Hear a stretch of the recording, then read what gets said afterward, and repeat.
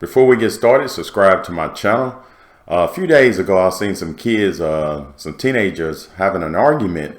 I think it was like 3 boys and 2 girls, and they was going on and on. And I said, "Hey, what's going on?" They said, "Oh, we just having a discussion about Andrew Tate." I said, "Who in the world is that?" And they laughed at me. They said, "You don't know Andrew Tate?" He said, "He's the widely viewed person on YouTube, on social media." I said, "Well, let me do some research." So I started going on my computer and doing some research. And I seen a video pop up with Candace Owens, and I seen one with Piers Morgan. And Candace Owens was giving her input about what she think about Andrew Tate. And I did some more research, and I noticed that all his social media accounts were deleted maybe 3 or 4 years ago because of controversies and things he said on the internet about women, about different things, and transgenders. And so I wanted to hear Candace Owens' intake on this. And I also seen a video interview that Piers Morgan did with Andrew Tate, and it was very interesting.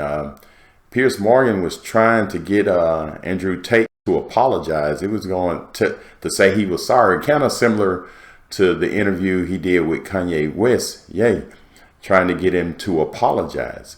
But check this out. Let's watch some of this together, and you tell me what you think. And here's Candace Owens. And so I want to sort of introduce this video compilation of Andrew Tate, just so you can get an idea of who exactly it is that we are talking about. Take a listen. If I were to get on a plane and that plane was to fly into the eye of a hurricane, there was a 50% chance of it crashing, I'd want a male pilot, because I think that males are better under stress and under pressure. I think they're less likely to get emotional in a life or death situation. That's why they make better soldiers. That doesn't mean that doesn't make me misogynist. That doesn't make me sexist. That's just true. Women are better at other things than men. And I'll sit here and say women are better at X. But I will say that men are better at Y. I'm not going to sit and pretend that we're all the same. We're not. Under pressure, when your life is on the line, anyone who's honest would want a male pilot in said situation. You would not want a female pilot. I am extremely versed in CPR. I do know how to administer CPR. However, I will not administer CPR unless you're a hot female. This is the reality. If you're some fat dude and you just had a heart attack and I don't really know you, you're going to die. I mean, if you're a really good friend, no, not even if you're a friend. If you're my friend, you just can't be I had a heart attack. Get the up. What's wrong with you? Go hospital later. Have a drink. Cigarette, cup of coffee. Get back in the game. And having heart attacks near me, little. So none of my friends would even have those kind of problems because I don't roll with little bitches. But if you're some dude I don't know and you need CPR and everyone's looking at me, who knows CPR? Well, me. Help him. No. Why? Because I ain't gay. What would you do if I wanted to start an OnlyFans? I don't think there's anything intrinsically wrong with women doing OnlyFans, as long as I had influence and control over it. What do you mean? Do the video photographer and get the angles, yeah? No. I'm not doing any real work, but just like taking all the money.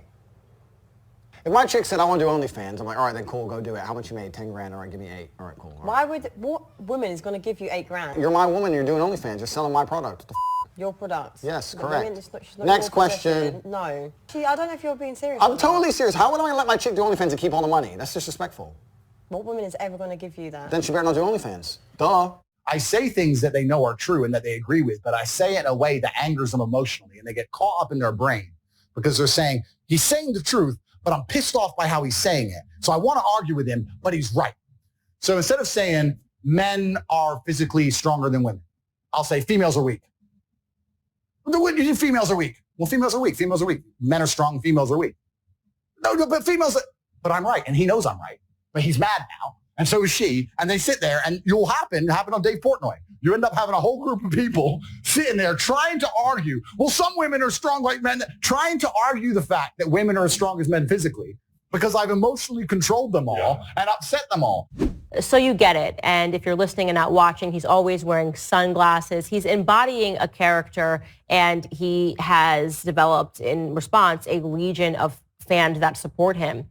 So my thoughts on him getting banned is that it's ridiculous. You can disagree with some of his ideas, right? Do I agree that if your girl has an OnlyFans account, as he once said, that you should be entitled to 80% of it? because your woman is your property. No, I don't agree with that. But I would host him and I would debate him on that. I'm not offended by him even saying it. I think it's stupid, and I would debate him any day of the week on that, because I think it's not even productive to society. But why is he getting banned for this? What is he really getting banned for? You don't get banned for bad ideas, but you do get banned for ideas that are against the wave of the leftist narrative. The fact that we have people and individuals that are on TikTok, right? What's worse? TikTok advocating for minor attracted persons, advocating for pedophilia, trying to put a ribbon on pedophilia, right? Pretending that it's just a sexual preference, as if you're lesbian or gay. Yeah, I'm into children. That's the stuff that you can find online. You can find professors that are talking about that are trying to introduce these concepts. What's worse? People that are advocating for the castration of our children, teaching children that they can pick their gender and that they should want and aspire to go on puberty blockers, which we know causes irreparable harm to their bodies.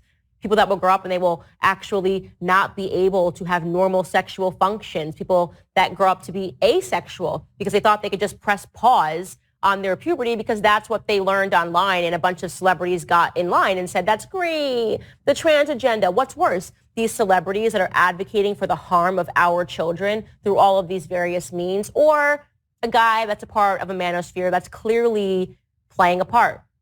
I'll also say this. Why do these people get so many followers? Why does Andrew Tate get so many followers? Why does Dan Bilzerian? Why do Dave Portnoy? Now, these people are different, but why do they inspire so many men to want to get behind them? Well, maybe it's because we are living in a society that keeps trying to force the other extreme. These men are hungry for leadership. They want to be told that it's okay to be a man, right? Because everything around them, look at the media. Oh, toxic masculinity. Oh, you're a bad person if you don't have your tail in between your legs. Oh, the woman should act like men and the men should act like women, right? Men should apologize for being men. That is the message that is coming from the mainstream media. And so, of course, these men are looking for something else. Like, give me anything else. Give me somebody that at least says it's okay to be a man, and these men do it. They say, it's cool. I like hot chicks. And guys go, yeah, awesome. At least we said it. Stop trying to tell men that they have to like fat people, right? You have to like Lizzo. If you don't think that Lizzo is hot sauce, then you're problematic, right? That's the message that they're getting. So then someone gets on a platform and they say water is wet. They say hot chicks are hot. And these men celebrate, as they should, because they need to stop hearing these ridiculously toxic ideas and stop being led to believe that there's no place for them in our society. I'll wrap this portion by saying this. There is no society that can survive without strong men. So this is the natural response to a society that is impressing upon male weakness. You're going to get the other extreme. I'm going to pause it right there. I would like to read some comments on what you think about what Candace Owens is saying. You know, I've been watching Candace Owens for a few years now, and the girl is straight up. I'm surprised. I know she's been canceled a few times on maybe Twitter and Facebook and a few other things, but she just tells it like it is. I would like to read some comments and you guys tell me what you think. But this is the interview with Piers Morgan and Andrew Tate. And like I said, Piers was trying his best to get Andrew to say he was sorry, to apologize for what he said back then when he had like 500 followers. And, you know, and Andrew Tate trying to explain to him, you know, 1% of 500, you do the math, it's not that much, but you got 1% of a million or 10 million, that's a big number. So he did say some of the things he said he probably will try to reword them, but you'll notice that he never apologized for what he said. Check this out.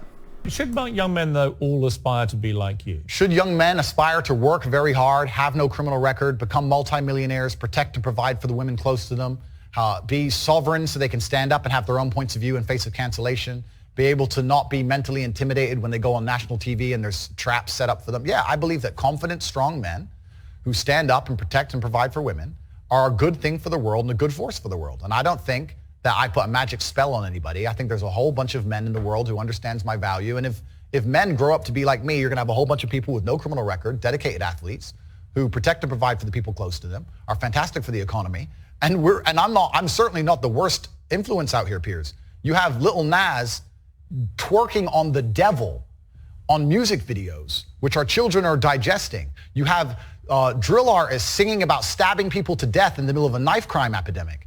You have rabid psychopaths on whether the right or the left announcing violence on the other side. You have all these insanities in the world. And because I sit here and say, perhaps. Now you've laid it out and it offended you, I understand. I didn't say it offended me. Okay, cool. I just read you the things. You read things that you said they could be offensive and some people are offended. Well, some people definitely were offended. Absolutely. That's fine. And honestly, I think some of the things you said were genuinely offensive and misogynist. Okay, so they offended you. And like I said earlier. So they offended you, which is fine. I said they offended you, you interrupted me, and now you're saying they offended you, which is fine.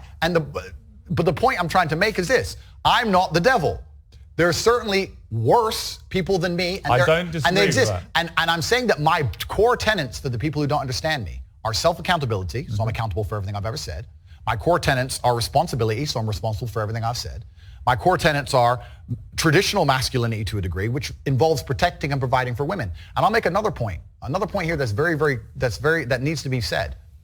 The number of women who have stood up and stuck up for me is ignored. Thousands of women are making videos saying, I've met Andrew Tate, he's such a nice guy. I wish I had a man like Andrew Tate who felt responsible to protect and provide for me. You know what? I do belong to my husband. That's why I married him and I love him. We ignore the thousands of women who stood up and stood by me and said everything I said is true. And we're taking a very vocal minority who have taken the things I've said and are pretending to be absolutely and utterly devastated by them for some reason. All right. Time out. But there was also, I think, quite a disturbing piece that BuzzFeed did.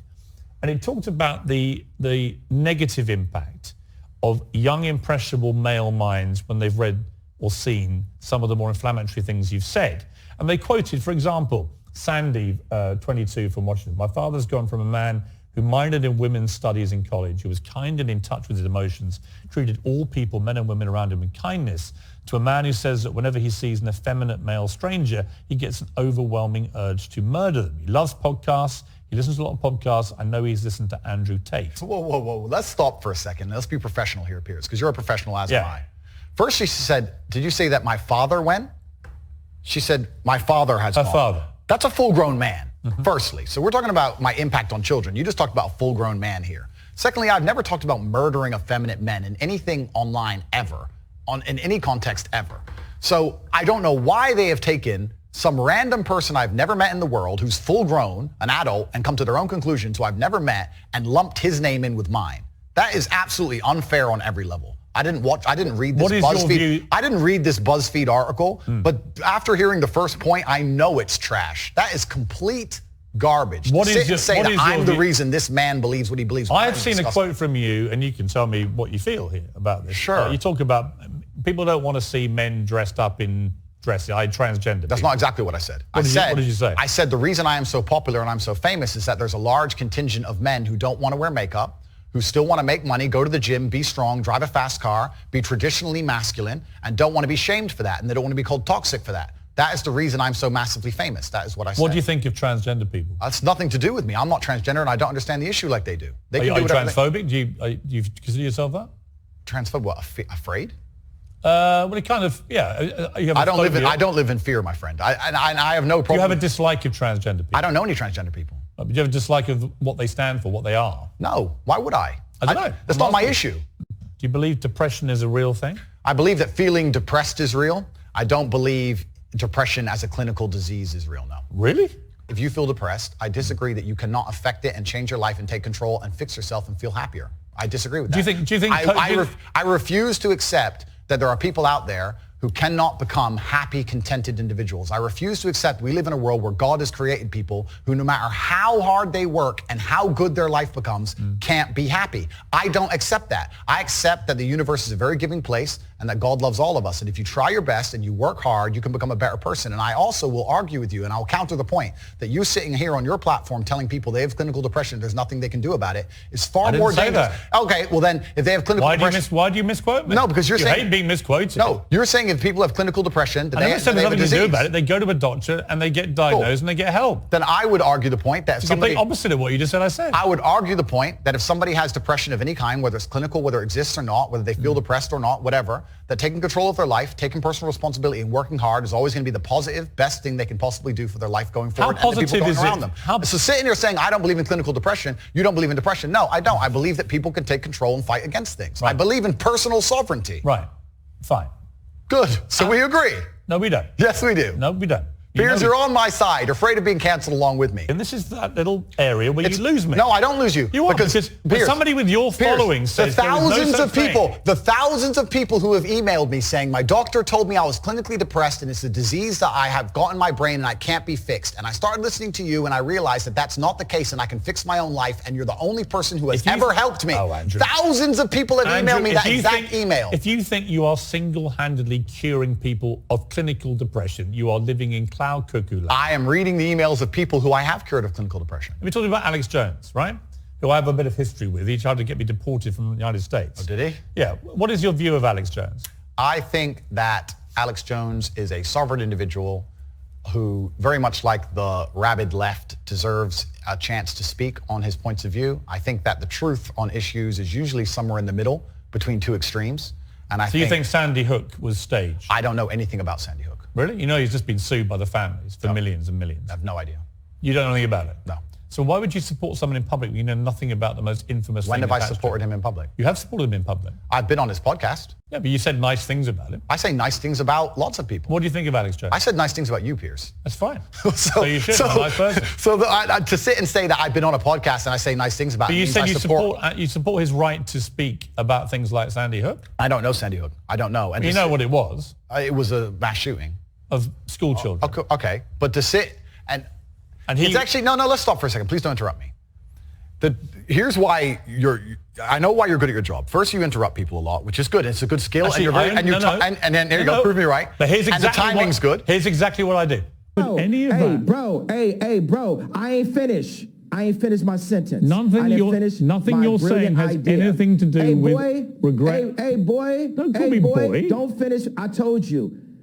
Oh, don't treat me like a boy then. I'm going to finish my sentence and my idea. Nothing you're saying has got anything to do with the tweet. Cool. Bro, I was in the middle of a sentence, boy. I only interrupt people like you when you either refuse to answer the question or answer a completely different one. Sure. And I want to remind you of what the question was. Fair enough. Or when you misquote me back, which you've done repeatedly through the interview, where you say, you see, Piers, you agree with me. And the viewer who's been watching will go, no, he didn't. Cool. No problem. The other thing you do is you try and set these traps like now. So you're saying What's the trap you think I'm setting? You're saying that I agree with every single point of view a man has. I literally didn't say that. You're saying, well, you support Alex Jones. Why would you misquote me? Because you're saying you support Alex Jones and you said you've been on his podcast and he said this. I don't know what do you think of Alex Jones? I don't know everything he said. What do you think of him? I think on his podcast he was cordial. I think he was professional on his podcast. I've also done podcasts with rabid leftists and people who openly hate me. Is it wrong? I do a podcast circuit. Okay. So and I don't know everything he's ever said. When somebody like and I don't know what what you're trying to get me here because I did a podcast. If you let me get a word in edgeways, I'll tell you. It's a lame trick. I've done the guy's podcast. I know him well. He was professional and courteous to me. When I meet somebody and they show me respect, I show them back respect. That's what I do, as I did with you. You respect him? If somebody shows me respect, I show them respect back. So if Adolf Hitler showed you respect, you'd respect him back?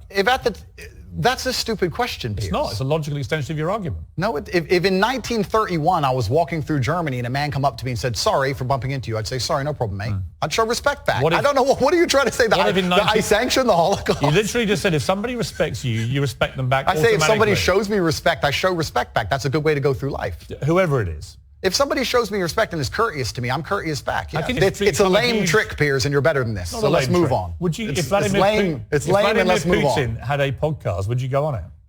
Sure. You would? Great. Okay, then we know what you're talking about. If Vladimir Putin had a podcast, I'd go on it. If Joe Biden had a podcast, I'd go on it. If a feminist has a podcast, I'll go on it. If Piers Morgan has a podcast, I'll go on it. If Alex Jones, I don't see the point you're making. There's no point here. You're digging, but there's nothing to find. I disagree with the points of view with the majority of the people I do podcasts with. So it's a very cheap trick you're trying here. So when people invent vile things to make themselves rich off the back of families of little kids who've been blown to pieces with a machine gun or a semi-automatic version of a machine gun, I think that is actually a line I wouldn't cross. I wouldn't be happy to go on someone's podcast when they've been responsible for doing that. It's not about political views or differences of opinion over facts.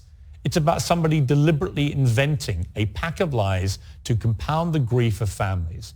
And I'm curious, you don't think you have any need to go down any kind of moral quandary about people like that before you continue to allow them to use you for their own promotion? He didn't use me. He didn't use me for Why does he have you on the promotion. podcast? Because we disagreed and discussed points like we're doing with you right now. Did you call him out on that? Are you using me? We didn't discuss that. I'm not using you. I'm giving you a platform most people aren't giving you right now to show the world who you really are. Fantastic. So neither of us are using each other.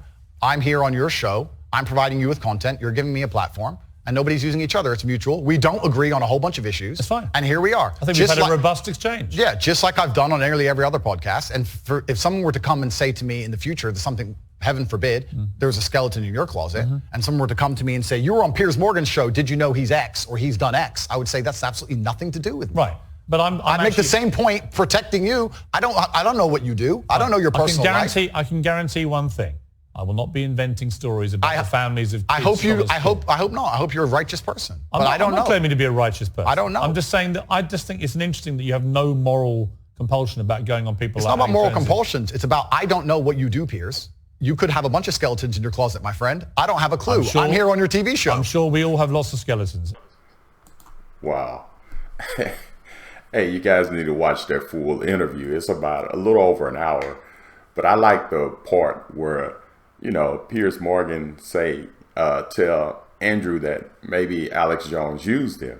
So Andre replies back to him, maybe you're using me and we're using each other, to get more views.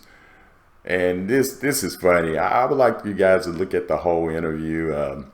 But I noticed that after this interview, Piers Morgan gave another interview with Andrew Tate.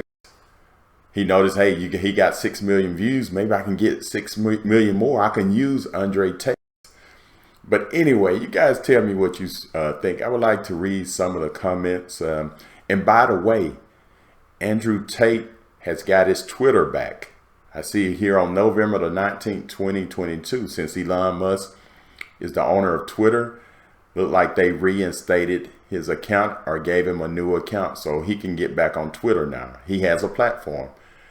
Again, I think he was banned off Twitter, Facebook, all this stuff maybe 3-4 years ago. I can't remember. But anyway, I would like to read some of the comments. And again, subscribe to my channel and have a great day.